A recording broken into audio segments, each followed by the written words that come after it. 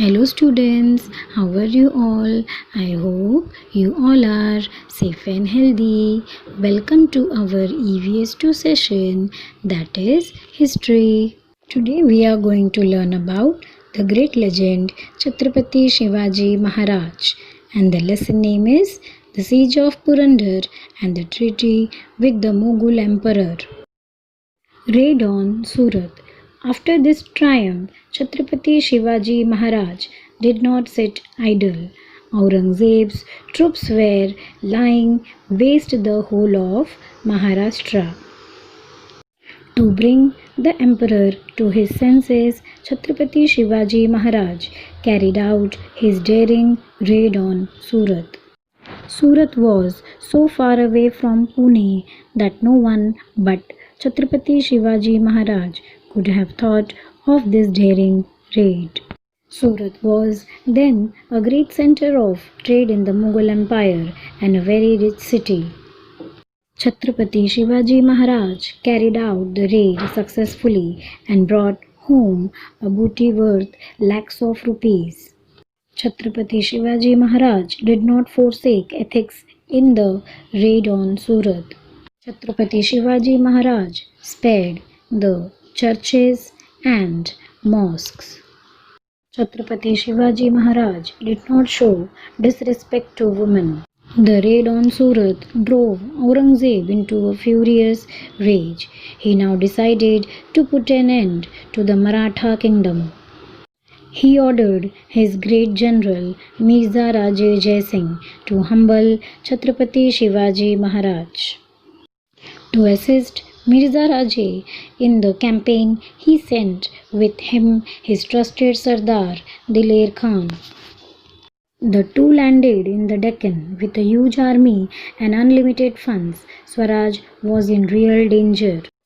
Immediately after his return from the expedition of Surat in 1664 AD, Chhatrapati Shivaji Maharaj heard a sad news. Shahaji Raje had suffered an accidental death while on a hunt. Chhatrapati Shivaji Maharaj and Jijabai were greatly grieved. Holding his mother close to his bosom, Chhatrapati Shivaji Maharaj consoled her.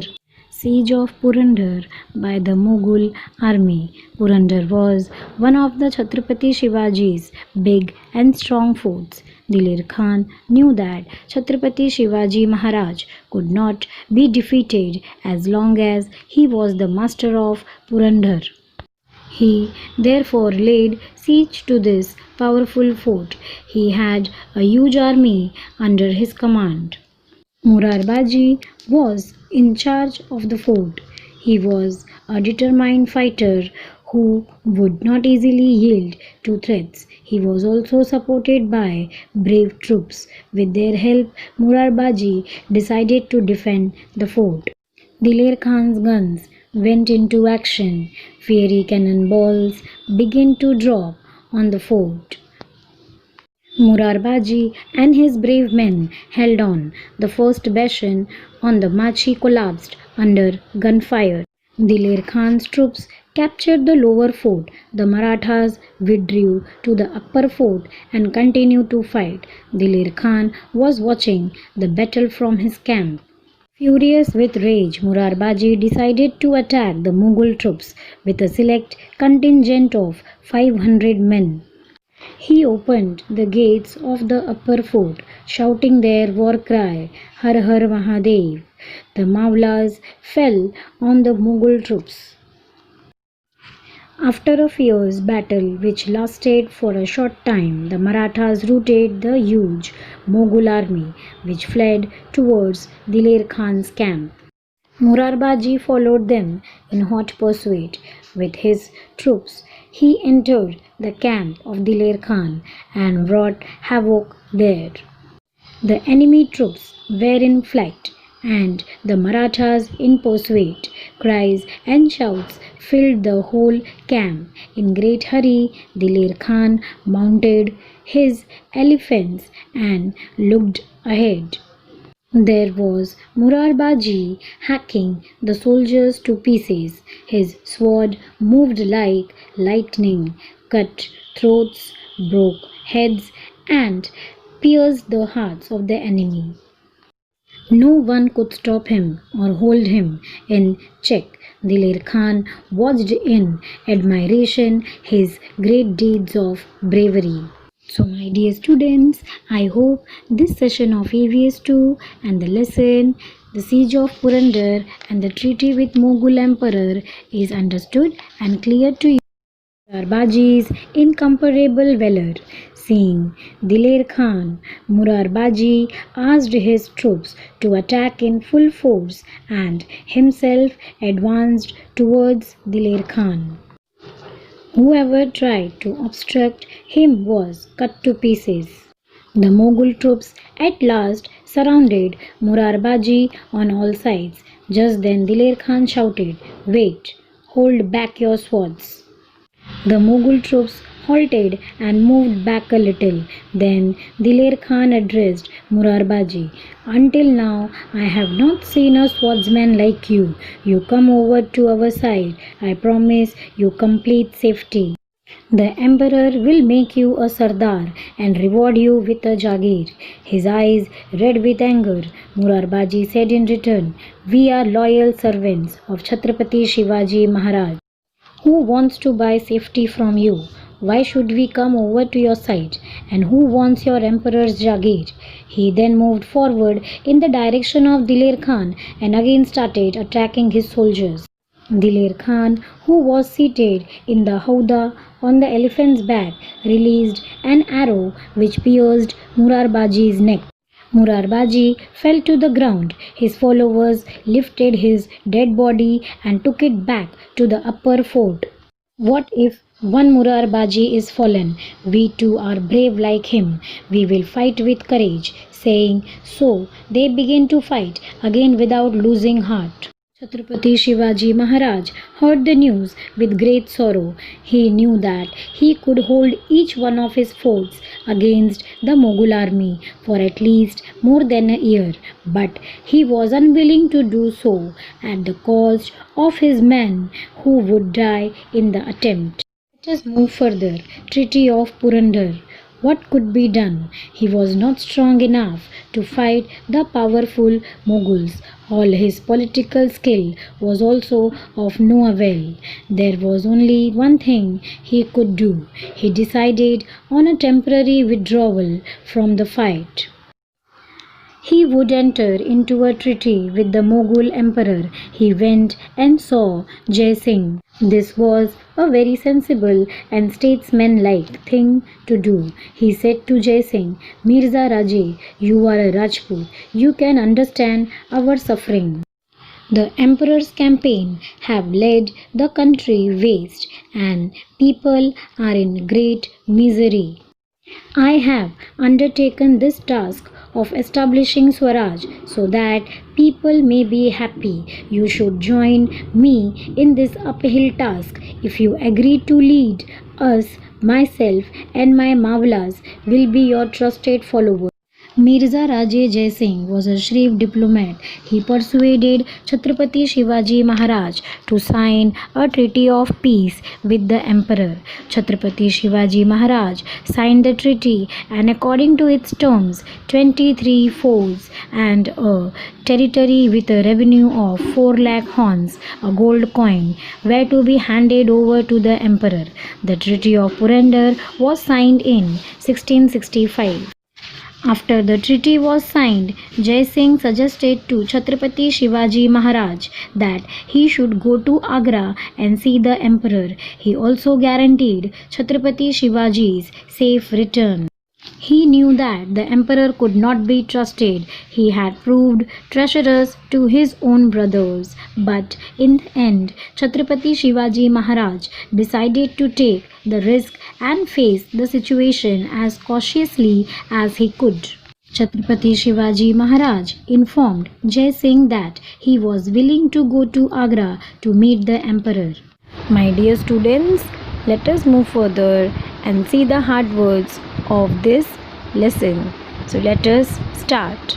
Number 1, disrespect. Disrespect. Number 2, furious. Furious. Number 3, campaign. Number 3, campaign. Number 4, expedition. Expedition. Number 5, accidental. Accidental. Let us move further. Number 6, grieved. Number 6, grieved. Number 7, passion. Number 7, passion. Number 8, contingent. Number 8, contingent. Number 9, admiration. Number 9, admiration. Number 10, obstruct. Number 10, obstruct. Number 11, courage. Number 11, courage. Number 12, sensible. Number 12, sensible. Number 13, shrewd. Number 13, shrewd. Number 14, diplomat. Number 14, diplomat. Number 15, treasurers. Number 15, treasurers. Now my dear students, let us move further and see which animals were helping throughout the battlefield on the ground to Chhatrapati Shivaji Maharaj, and they are horses. You can see on your display the next animal, elephant, and we have one more on the display, camels. They also use the weapons like cannonballs, guns, stones and boulders. They carry with them some money like mudras, gold coins, and they also have the elephant howdah where the sardars were sitting and watching the battle.